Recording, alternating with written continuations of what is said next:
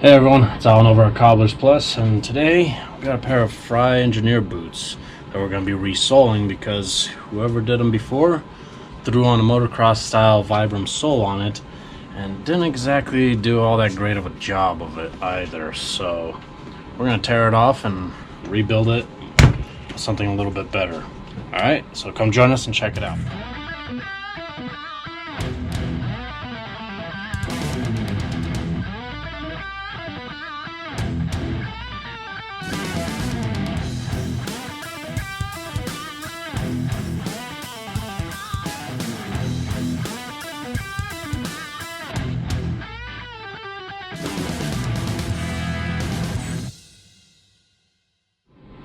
So thank you for joining us, and like I said, we got these Frye boots where another cobbler had done this, and I don't know which one did it, but I mean, I guess you can say it's pretty much passable for a certain degree, but the problem is that you can see how much this boot is just not leveled. It's leaning back really horribly because the overall sole is just not intended for this type of boot here. So we need to tear this off. And what we're going to be putting on is the Dainite sole. The customer who owns these requested it in particular. So, although the Dainite sole is probably not the sole that you would go for normally when you're riding a motorcycle. That's, in the opinion of a number of people who ride motorcycles, but it's actually not a bad sole for that. And this gentleman is going to be riding with them. And it's going to turn out pretty alright with that Dainite sole. Now, if he wanted the Vibram sole, however, I don't think I'd probably lean towards that for motorcycle riding, though. It's a little bit of a softer and grippier material from Vibram on that sole, where the Dainite is just a little bit denser. Plenty of glue here. Alright. Time to pull out this. Actually, I'll show you guys what I do sometimes. So we take off the last. Let me readjust the camera. So we take off the last off of the jack stand. If we fit the boot on here, it goes up to the toe. And now, voila, makes it a lot easier to pull off. Except I get that tolling in my finger. I accidentally caught it in the sander yesterday, and that stuff burns. Ooh, it really burns.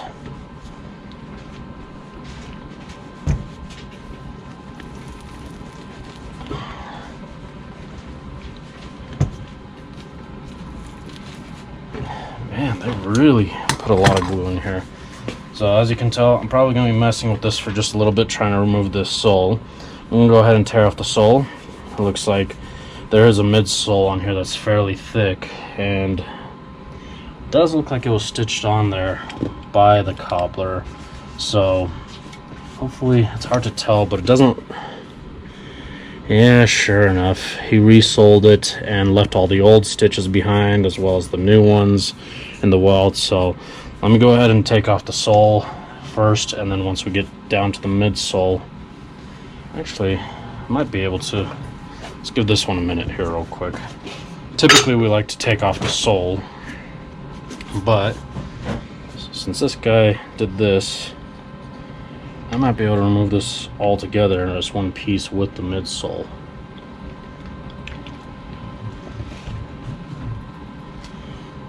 Alright. Grab my good old knife here.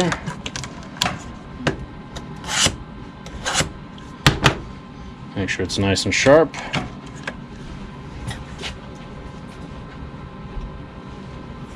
That's a really thick midsole actually for a cobbler to use.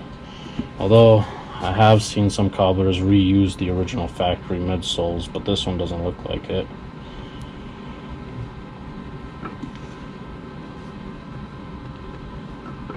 Come on.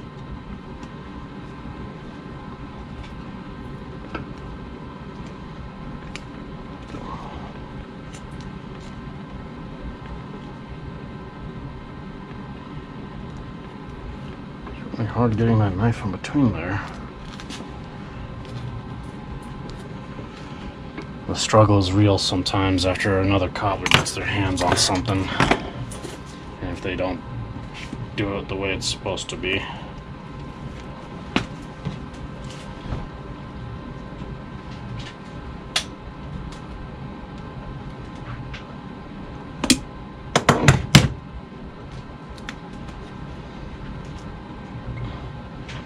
Now, I'm gonna have to say this: don't try this at home. You can see that knife is awfully close to me.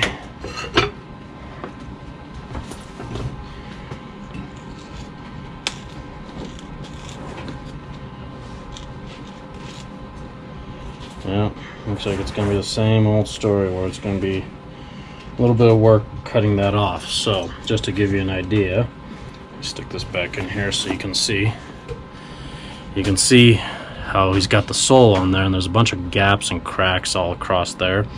And then the midsole is glued to that welt, and he did pretty good with the midsole and stitched it, but we'll have to hold off on that, and I'm gonna mess with it a little bit more. All right, everyone. So I got this thing off. These are stupid, just stupid. All right, so they've got double midsole on there, and it looks like whoever did them, they ended up running a second row of stitches through the midsole. So they had taken off the original sole and stitched that there. So it looks like they must have added a thick midsole over top of that and stitched it through. So now basically there are 2 rows of stitching going through all this stuff. You can pretty much see it right here. I'll show you. So there's, if the camera can catch it possibly, but there are 2 rows there, which is annoying. The other thing is, the guy ran a bunch of nails in. You can see all those little small rust spots right there. Well, that's a nail sticking out. There. That's why I had to put on the glove, because it kept stabbing my hands and everything. And that's why I couldn't cut through it that easily, because those nails were in the way with my knife. And I was like, what the heck? So that's one of the things about our industry. It's kind of a pain, is sometimes we have to take it apart layer at a time to figure out what's going on before we can really do anything further on. But I just lost my heel. There it is. I thought I lost my heel pry. But we've got it off. Take out this nasty junk foam here. Make sure to replace that with some fresh cork, because cork is, after all, better than foam. Nobody wants foam. It's a soft sponge for a short period of time. Once it gives out, it's done for. But at this point, I'm going to go ahead and sand all that out, clean out this area here, and then go to the stitch puller and get out whatever I can. And the rest of the stitches I'll have to do by hand, which is kind of a pain, but majority of it should come out with the stitch puller after I kind of sand off these little corner pieces that are sticking up here. The only reason why these are sticking out so much is because I was finally able to take off just the sole here with the thicker midsole, and then when I got to this one, I just was able to pull it off carefully and only cut a couple of the stitches. But that's a pain. That's why some cobblers frustrate me.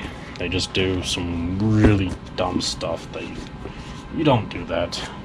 If the boot's got a midsole on it already, don't add another midsole that's super thick, stitch it and nail it. And then do a shoddy job of gluing the sole over top of it. So, just to give you an idea of what I've figured out that I need to do, and you know, find that original midsole, which is right there. Cut through that, even though I'm cutting through double stitches that are basically overlapped. So there's the welt, there's the midsole, there's another midsole there. You can see where the knife is. There's the other one right there that he added, and I got to cut through all that with 2 rows of stitching. Let's see how well this will work. Okay, come along. Oh, thank you. It's coming along okay. But now there's a nail.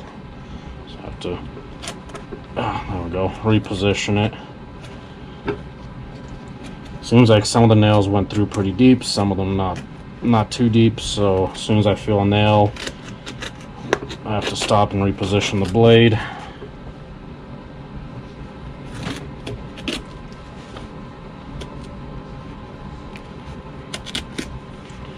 Plus this original midsole from Frye here. It's a leather, but it's one of those low grade leather pieces that just aren't all that great. So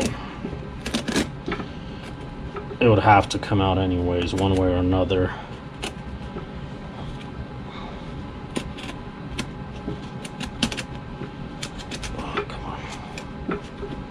The other thing I have to make sure to control is that I don't cut through that welt either, but I'm just cutting in between the welt and the midsole.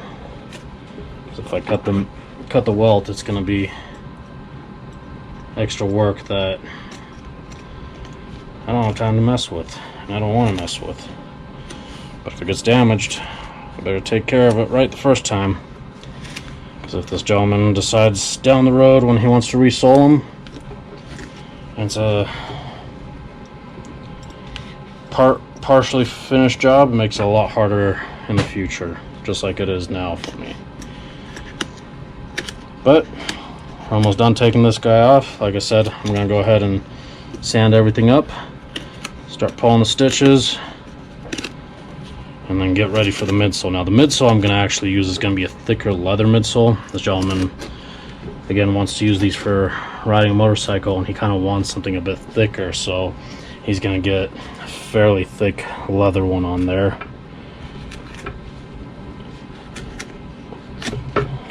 Plus the Dainite. There we go. Voila. Got that off. Alright, so we'll see you guys back here in just a little bit. Alright everyone, so I kind of sanded it up. I've gone ahead and taken out all the stitches and everything. It's quite a bit there, but on this one, you might be able to see there's a little bit of black thread. I had to stitch up the welt from here to here. And then this one, I've got a stitch right here at the toe. I took out the old stitches and everything, so I got to fix that up, because the other cobbler that stitched these, his stitches were so close to the upper here on the leather that it looks like it must have caught a few spots here and there on the other thread that was holding the welt on and cut right through it. So now I gotta fix it. Alright, but anyways, we're gonna grab our jerk needle here. It's this guy here, you can probably see, and so we're right there. That's one of the things about hand stitching. We're able to aim for the original holes without creating new ones or anything. See, from the factory, some companies, if they have a recraft service that they offer, they usually replace the welt, but the problem is that when they replace the welt, they do it on a machine. Well, a machine, no matter how good you are, you can't aim for the original factory holes from the first time ever, basically. And so the machine starts creating more holes, and I'll show you here real quick. Let me just get this thread piece through. I'll show you real quick, because I don't think I've had a chance to really show anyone. See these holes in the upper right there? Make sure it's visible. Right there. See those holes? That's holes going through the upper and everything. And when you got too many holes going through the upper like that, eventually it becomes a weak point, and there's a limit. There's a complete limit of how many times the shoe will actually be resolable, in other words. And some companies, you could actually, if you contact them and if they offer a recraft service on a Goodyear welted shoe, they will tell you, oh, after the third time we can no longer recraft it. And it's for that reason right there, because they've created too many holes in the leather upper. Now, if you take your shoes or boots to a cobbler, you are going to pay a little bit extra to have your welt replaced, but that's because it's hand stitched just like this here, even with a new welt. And because of that, we aim for the original holes and not create new ones. And one of the dangerous parts is these jerk needles. You saw how I was pushing it. I have to hold it down tightly and then push the needle through. Sometimes those jerk needles slip or break, and it is very bad, very messy, where somebody gets injured. And because it's a hook style needle, you could only imagine the damage it does, because your jerk reaction is to try to yank it, and if it actually catches on a tenant on the inside, oof, it's not a good thing. A number of cobblers in some of our Facebook groups post pictures every now and then where that happens, and it's a group strictly just for the cobblers, so you wouldn't be able to go on there and see that, but because all the cobblers have seen it or experienced it, we have no problem sharing that, usually between each other. You're like, well, looks like I'm out of commission for a few days. But anyways, gonna stitch all that up. And then I'll show you how I tie it off on the end here. There are certain types of stitch methods where we have to tie it off, certain other ones where we have to just clip it as close as possible without tying it.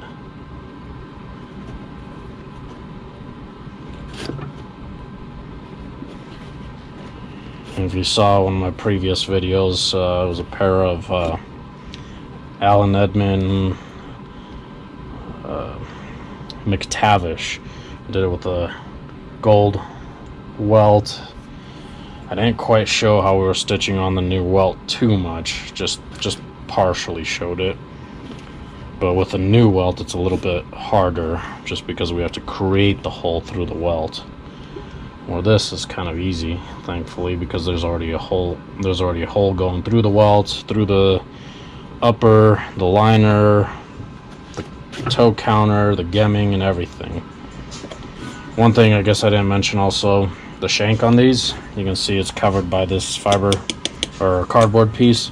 I'm gonna leave it there. I made sure to kind of shift it around to make sure that nothing's wrong with it, but as soon as you start pulling on these to try to get them out and everything, they have a tendency to snap. At least the cardboard at the very least tends to snap, so I'm gonna try to avoid pulling it out. Only time I will pull it out is if I actually have to replace it. Right now we're getting to the part that's a little difficult because it's overlapping one of the stitches. So one of the original stitches, I try to overlap at least one. Alright, so we pull that through, but we don't pull it all the way. You can see I have a loop on this side still. Feed this end through, not all the way, and then pull the thread. That way this outer thread here goes inside underneath where the cork will be, and allows me to tie everything off.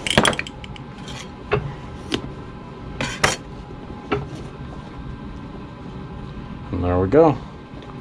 Just put a knot in there, and one more for extra measure. There we go. Now I'm just going to fill everything up with cork. The midsoles I'll sand up, the cork I'll clean up and everything, and then we'll get the midsole glued on there and continue on. So we'll see you back in just a little bit. Alright everyone, so we've got the cork filled in here. As you can tell, there's a little bit here that's got sanded down because obviously that cardboard material is going to show through. So we got the cork, we've got the midsole on this one already. It's actually a house grade type sole that we have to put on here because it's thicker. And then I've got the other one in the oven. But look who's in the background. It's my mom. She's helping out Janelle. Janelle's off today, and we have kind of a rush pair of boots, and my mom was stopping by anyways here and decided to help out Janelle real quick with taking apart one of the zippers on a boot, which, by the way, if anybody needs zippers done, we do replacements on zippers, we replace and repair zippers. It might not be listed on our site, but we do that. Zippers just get a little bit complicating because some forms of zippers we can repair them without having to actually replace it. Other times we do have to replace it, so it gets a little complicating to try to price everything out, and ideally it's best for us just to take a look at it. But we can do new zippers on boots, on jackets, on chaps, backpacks, purses, all that kind of stuff.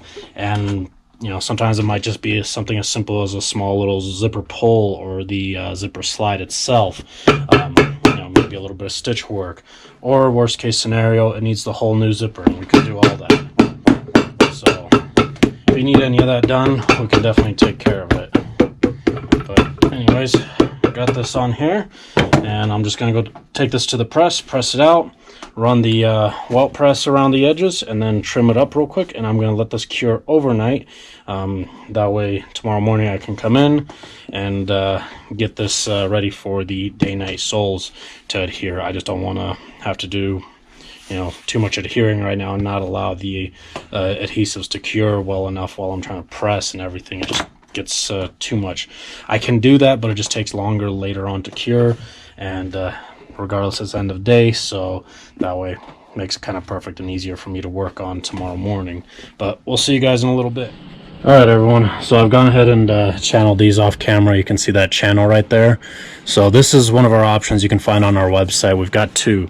One is the channeled version where the stitches will sit inside this channel. The other one is the top stitch, which is kind of like factory, where the stitches just sit over top without the channeling. But at this point, it's time to go ahead and stitch these up. I've got this already preset for stitch length. I have it at the longest setting just because, again, we didn't replace the welt on these, and we don't want to have any additional holes created that are too narrow. The other thing is also these do have a fairly wide original factory stitch on there, so we want to make sure we make it into the original holes as much as possible on those. But go ahead and get this started.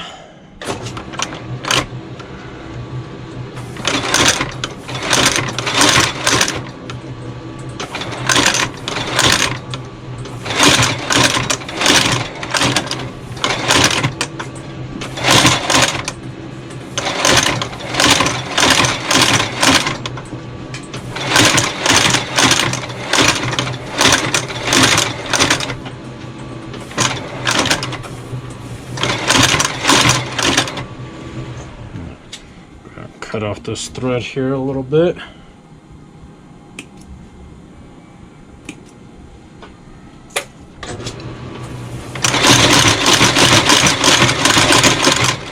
Alright, everyone, so I kind of jumped the gun on these guys. I was having some technical issues with my machine, but we've got everything stitched up all around and everything, especially because it was a bit difficult since we were saving the original welt and everything.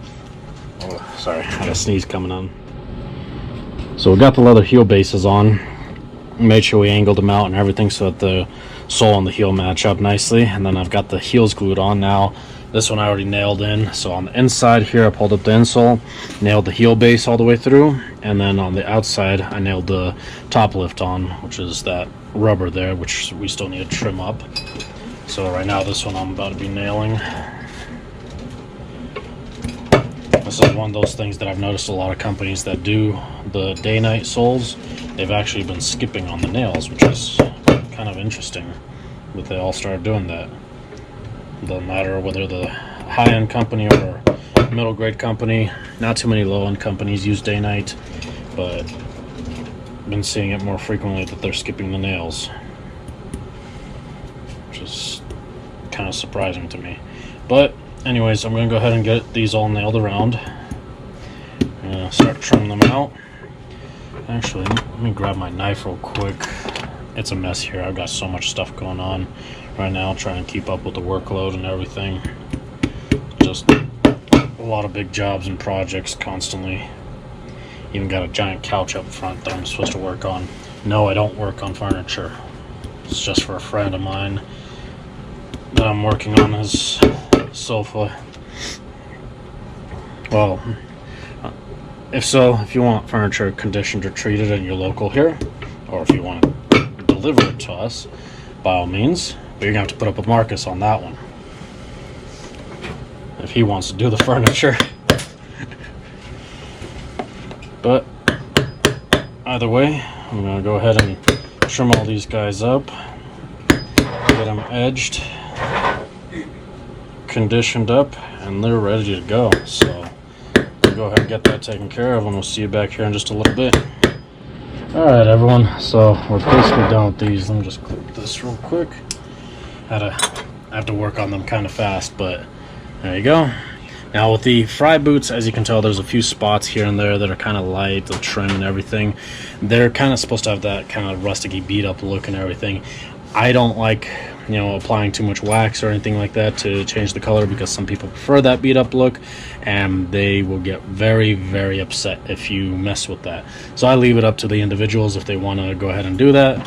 But so we've got the Dainite sole, Dainite heel, leather heel base, leather midsole, the fairly thick leather midsole on there.